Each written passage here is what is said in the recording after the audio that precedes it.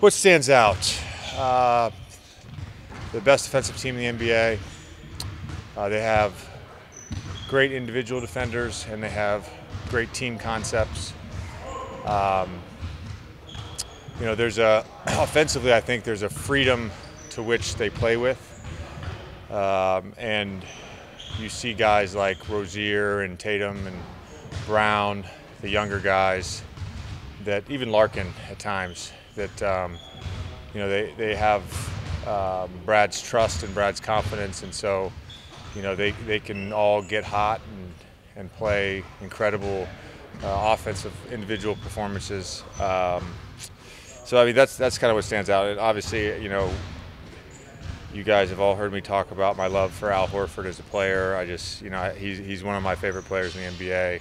I have so much respect for him, and he's obviously a huge key to the series. What kind of challenges does Al present to you guys specifically? Either pick and pop. It puts you in a bind sometimes because you're chasing as a guard and the big's in a drop. So, as the series goes on, I'm sure we'll have different coverages to deal with him as a screener in the pick and roll. I think he's great attacking closeouts.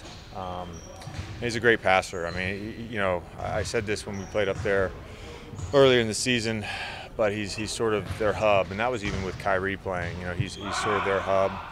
And, in the Milwaukee series, they ran a ton of delay action, so sort of just 5 out. Two perimeter players on each side and Al in the middle, and kind of went to work that way. So he's just a great offensive player, and defensively he's just as capable. You've had many a trip to TD Garden. What should your teammates know about playing in the playoffs there, that environment in that arena? It's going to be like playing at the Wells Fargo Center. It's as loud as it gets for the playoffs. I played against them twice in 2009 and in 2010, and still feel like those were as intense of any playoff games I've played in my career, and the environment and the atmosphere was as loud as I've seen in my career, and that's what we'll all expect. Are you looking forward to this? I guess the rivalry. I mean, I know you know basketball, you know the history between the Sixers and the Celtics in the postseason. It's kind of like a love. Yeah. Obviously, there hasn't been a matchup since 2012, and I don't remember too many before that when I was growing up. But the 80s and the rivalry between Dr. J and Bird, that certainly stands out. And there's a deep history between the two teams, and really two of the most storied franchises in NBA history.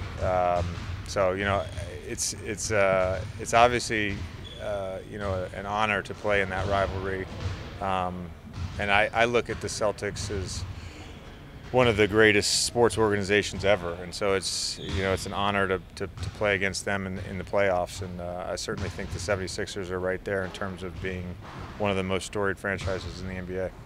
JJ, the last game you guys played against Boston was in mid-January, and both teams have evolved or changed a ton just in those few months. Yeah. How much can you take from the early season games that you guys played in terms of the film?